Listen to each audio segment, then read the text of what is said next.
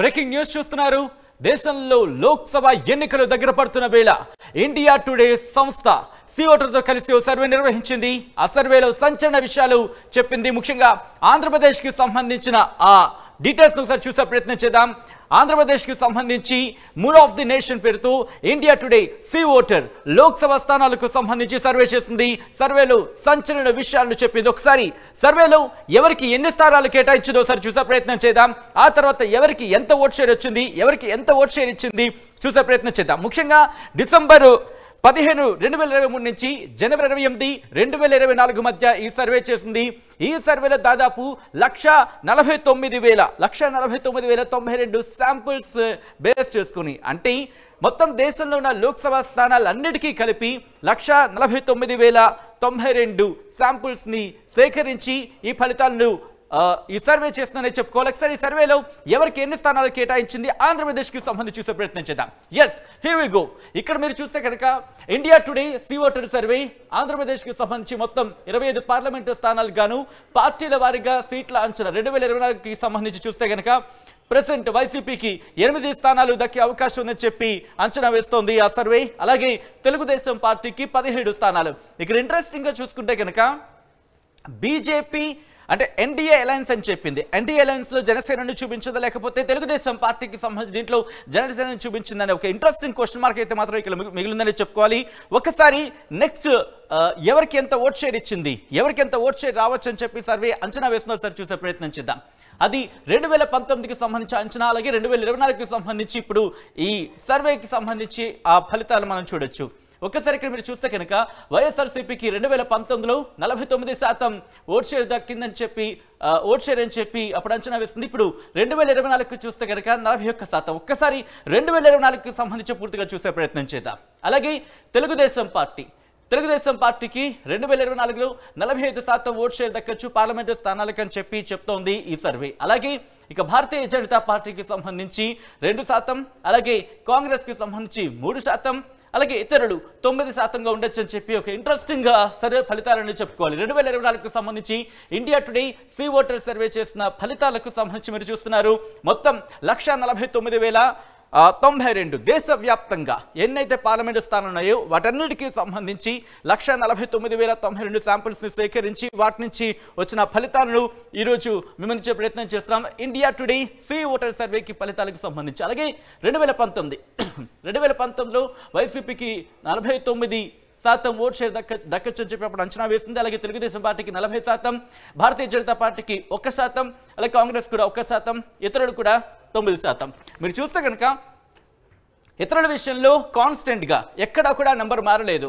అలాగే కాంగ్రెస్కి సంబంధించి అప్పటి నుంచి ఇప్పటి వరకు కూడా 2% పెరిగిందని చెప్పుకోవాలి. భారతీయ జనతా పార్టీకి 1% పెరిగింది. ఇక్కడ తెలుగుదేశం పార్టీకి అప్పుడు 40 ఉంటాయి, ఇప్పుడు 45, అంటే దాదాపు 5% పెరిగింది. ఇక్కడ వైసీపీకి 49 గతంలో ఉంటే ఇప్పుడు 41% అంటూ కూడా చెప్తున్న పరిస్థితి. అయితే ఇంట్రెస్టింగ్ గా ఈ సర్వే ఎప్పుడు చేశారంటే గనక డిసెంబర్ 15, 2023 నుంచి జనవరి 28, అంటే పొత్తుల విషయం దాదాపు సెప్టెంబర్లో పొత్తును ప్రకటించింది తెలుగుదేశం పార్టీ, జనసేన. అలాగే ఈ రెండింటికి సంబంధించి పొత్తు కుదిరిన తర్వాత అంటే డిసెంబర్ 15 నుంచి ఈ సర్వే ఫలితాలకు సంబంధించి మనం చూస్తున్నాం. ఏంటి ఇదే ఈ క్వశ్చన్ కంటిన్యూ అయ్యే అవకాశం ఉంది. ఎందుకంటే రీసెంట్గా చూసుకుంటే డెవలప్మెంట్స్ చాలా వేగంగా చోటు చేసుకున్నాయి, కీలకమైన డెవలప్మెంట్స్ చోటు చేసుకున్న నేపథ్యంలో ఇదే పరిస్థితి కొనసాగే అవకాశం ఉంది. ఏమైనా మార్పులు చేర్పులు జరగచ్చా? ఒకసారి డీటెయిల్స్ తెలుసుకునే ప్రయత్నం చేద్దాం. మా ప్రతినిధి రాజేష్ అప్డేట్స్ అందించేందుకు లైవ్ లో జాయిన్ అవుతున్నారు. రాజేష్, ఒక్కసారి రాజేష్ దగ్గరికి వెళ్దాం.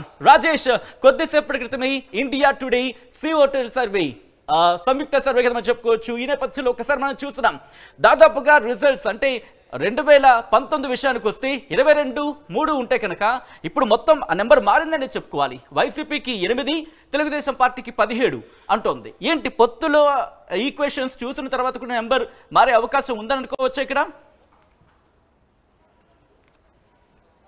ఖచ్చితంగా మారే అవకాశం ఉందనే చెప్పాలి సచిన్. ఎందుకంటే ఇప్పుడు 3 రోజుల నుంచి కొన్ని ఈక్వేషన్స్ మారుతూనే ఆంధ్రప్రదేశ్లో మొన్నటి వరకు టీడీపీ జనసేన పొత్తు మాత్రమే ఉంది. ఇప్పుడు తాజాగా బీజేపీ కూడా యాడ్ అవుతున్న నేపథ్యంలో ఆ ఈక్వేషన్స్ మారే అవకాశం ఖచ్చితంగా ఉంది. అది టీడీపీకి పాజిటివ్గా ఉంటుందా నెగిటివ్గా ఉంటుందా అనేది అంశం పక్కన పెడితే కనుక ఖచ్చితంగా ఆ అంశ సంఖ్య అయితే మారే అవకాశం కనబడుతుంది. ఒకసారి మనం 2019కి ఇప్పుడు 2024కి ఇచ్చినటువంటి ఆ లెక్కలు చూస్తే కనుక ఖచ్చితంగా టీడీపీ శ్రేణుల్లో కానీ టీడీపీకి కొంత బూస్టప్ ఇచ్చేలాగానే C voter survey India Today survey ఉందని చెప్పాలి. అయితే 49% ఉన్నటువంటి వైసీపీ 40% పడిపోవడం, 40 నుంచి 40% ఉన్న టీడీపీ 45%కి గ్రాఫ్ పెంచుకోవడం అనేది ఖచ్చితంగా పార్టీ కొంత పాజిటివ్ అంశంగా చూడాలి.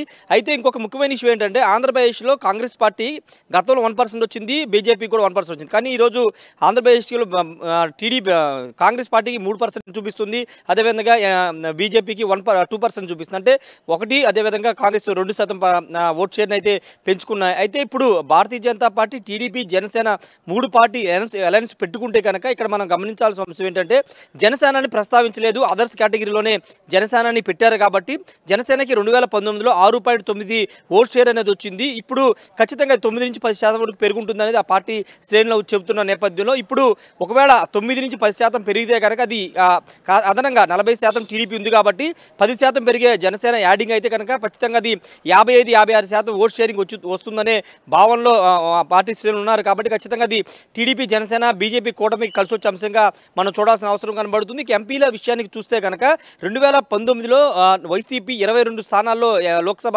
స్థానాలను కైవసం చేసుకుంది, టీడీపీ కేవలం 3 స్థానాలు మాత్రం కైవసం చేసింది. కానీ ఈరోజు చాలా వేరియేషన్ కనబడుతుంది. 22 స్థానాల నుంచి ఇప్పుడు 8 స్థానాలకి వైసీపీ పడిపోయిందని చెప్పాలి సీ వాటర్ సర్వే ప్రకారం. కానీ టీడీపీ ఇక్కడ నుంచి చూస్తే కనుక 3 స్థానాల నుంచి 17 స్థానాల వరకు పెంచుకుంది. అంటే ఇక్కడ టీడీపీ, జనసేన కలిపి 17 స్థానాలు అనేది మనం సీ వాటర్ సర్వే ద్వారా మనం అర్థం చేసుకోవచ్చు. ఎందుకంటే సర్వే చేసినటువంటి అంటే టైం పీరియడ్ చూస్తే కనుక డిసెంబర్ 13 నుంచి జనవరి 28 వరకు, అంటే ఈ కాలం ఖచ్చితంగా జనసేన టీడీపీ పొత్తు ఖరారైపోయిన టైం కాబట్టి ఖచ్చితంగా 2 పార్టీని కలిపి ఈ సర్వే చేసినట్టుగా మనం అర్థం చేసుకోవాలి. కాబట్టి టీడీపీ, జనసేన కూటమికి 17 స్థానాలు వచ్చాయని మనం అర్థం చేసుకోవచ్చు. ఇప్పుడు బీజేపీ కూడా యాడ్ ఆన్ అవుతుంది కాబట్టి ఆ సంఖ్య ఏమైనా పెరుగుతుందా లేదా తగ్గుతుందా అనేది చూడాల్సిన అవసరం ఉంది. ఎందుకంటే ఎన్నికలకి ఇంకా 2 నెలల సమయం ఉంది కాబట్టి ఈ 2 నెలల్లో ఓటర్ మైండ్ సెట్ మారితే బీజేపీ, టీడీపీ, జనసేనతో కలడం వల్ల ఏదన్నా మైనారిటీ ఓటు బ్యాంకు దూరం అయితే కనుక ఓట్లు సీట్ల సంఖ్య తగ్గుతుందని ఒక అంచనా వేస్తున్నారు. కాబట్టి ఆ అంశాన్ని కూడా మనం పరిగణలోకి తీసుకోవాలి. ఒకవేళ బీజేపీ యాడ్ ఆన్ అయితే ఇంకా సంఖ్య పెరిగే అవకాశం కూడా లేకపోలేదనేది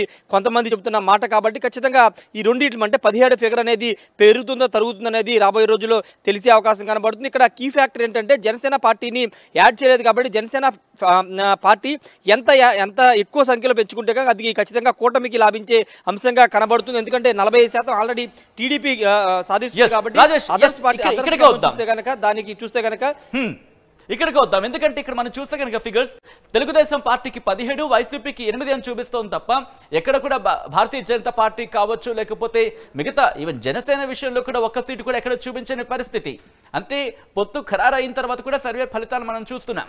అంటే ఇక్కడ జనసేనని ఇతరుల్లో చూపించింది అనుకున్న పరిస్థితి ఉన్నప్పటికీ ఒక సీటు కూడా ఎక్కడ కనిపించే పరిస్థితి.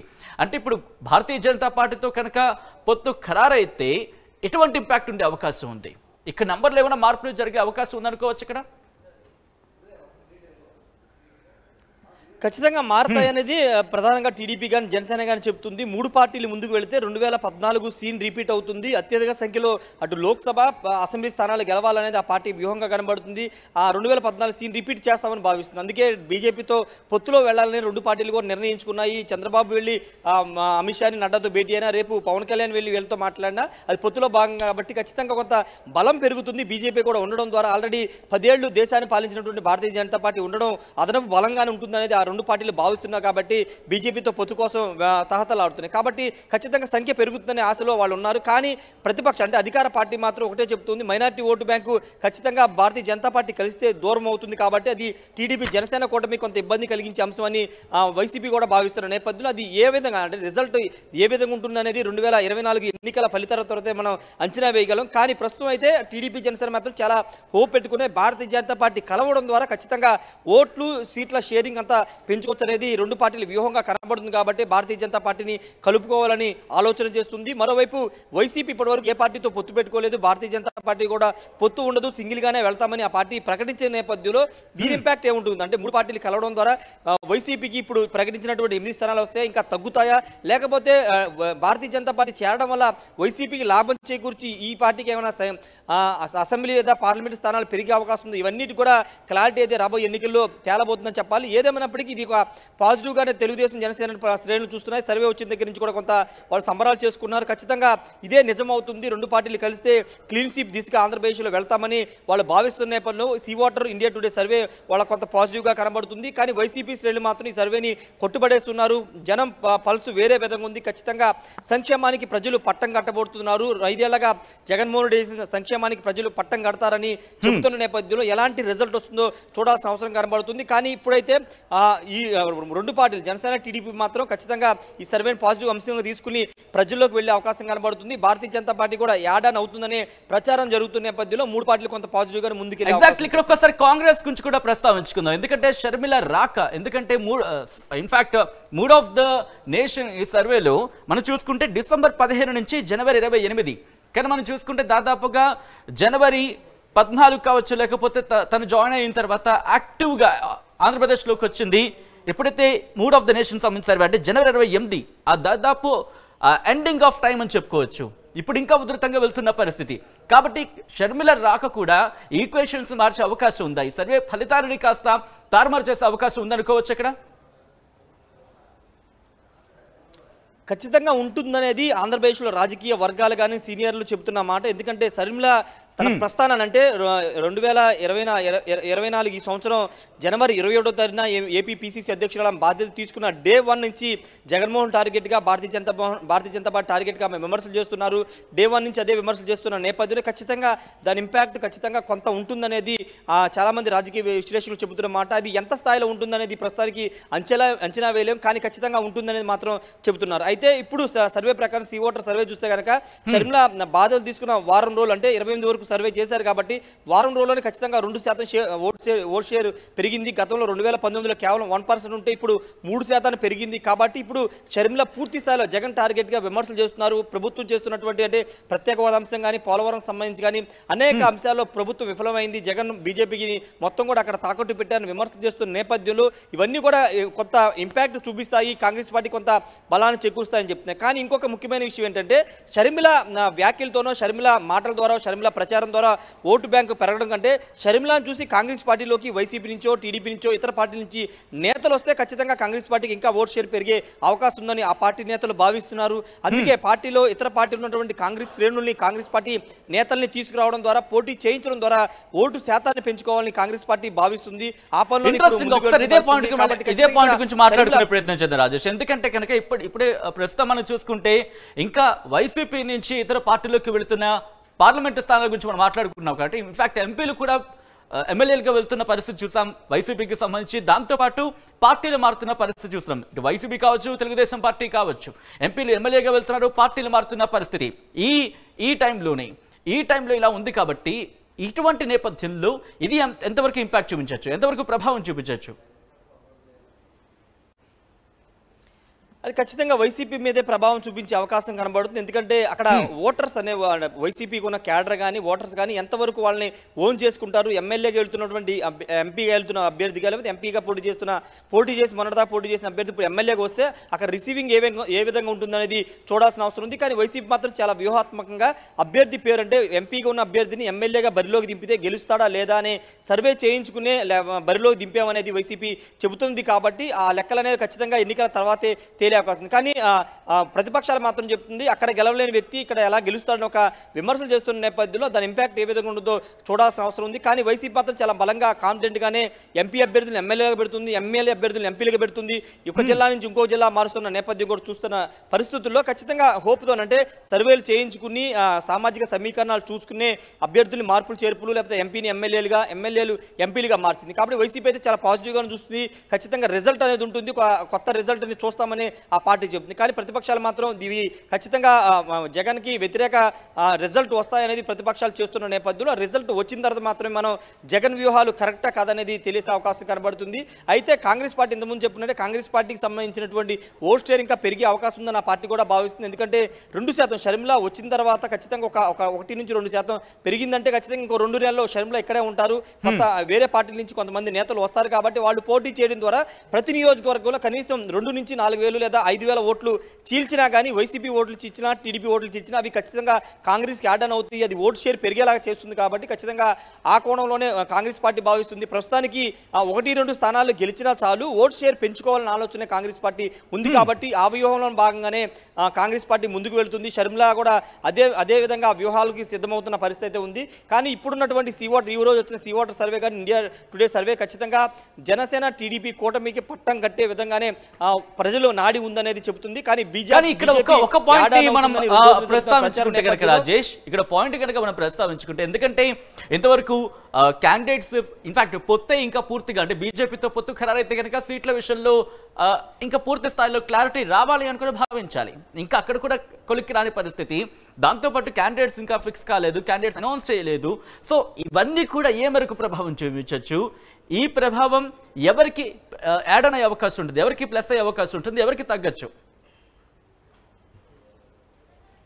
అంటే C voter survey India Today survey మనం డిసెంబర్ 15 నుంచి జనవరి 28 చేసిన సర్వే ఆధారం చూస్తే కనుక ఓటర్ డైరెక్ట్ అక్కడ పార్టీ గుర్తు మీద వాళ్ళు సర్వే చేసి ఉంటారు. టీడీపీ అంటే ఎవరికి ఓటేస్తారంటే టీడీపీ అని చెప్పుంటారు. ఇక్కడ అభ్యర్థులు అనేది అక్కడ ప్రస్తావించి ఉంటారు కాబట్టి ఖచ్చితంగా టీడీపీకి ఎంత వస్తుంది ఓట్ షేరు, టీడీపీకి ఎన్ని స్థానాలు వచ్చాయనే సర్వే రిపోర్ట్ వాళ్ళు ఇచ్చారు. కానీ ఇప్పుడు అభ్యర్థులు ప్రకటించాల్సి ఉంటుంది. టీడీపీ జనసేన అభ్యర్థులు ప్రకటించిన తర్వాత ఖచ్చితంగా ప్రజల యొక్క నాడి మారే అవకాశం ఉంటుంది. కొంతమంది వ్యతిరేకించవచ్చు, కొంతమంది అనుకూలంగా చెప్పవచ్చు. ఇక్కడ అభ్యర్థులు బట్టి కూడా కొంత రిజల్ట్ ఉంటుంది కాబట్టి అభ్యర్థులు లోకల్గా లేకపోతే అక్కడ సుపరిచితం అయితే ఖచ్చితంగా దాని ప్రభావం ఒక రకంగా ఉంటుంది. లేకపోతే నాన్ లోకల్ పర్సన్ తీసుకొచ్చి కొత్త అభ్యర్థిని తీసుకొస్తే కనుక దాని ప్రభావం ఇంకో రకంగా ఉంటుంది. కాబట్టి ఖచ్చితంగా దాని రిజల్ట్ అనేది మారే అవకాశం ఉంది. కాబట్టి ప్రస్తుతానికైతే కేవలం పార్టీ పరంగానే ఇప్పుడు ఇండియా టుడే సర్వే అనేది ఉందని చెప్పాలి. ఎందుకంటే అభ్యర్థులు ప్రకటించలేదు కాబట్టి. ఒకవేళ అభ్యర్థుల్ని ఈ నెల 15వ తారీఖు 20వ తారీఖు ప్రకటిస్తారు కాబట్టి ఒకవేళ అప్పుడు ప్రకటించిన తర్వాత మళ్ళీ సర్వే రిపోర్ట్ మారే అవకాశం ఖచ్చితంగా ఉంది. ఎందుకంటే అభ్యర్థులకు సంబంధించి అభ్యర్థుల ఫేస్ ఆధారంగా కూడా కొంత ఓటు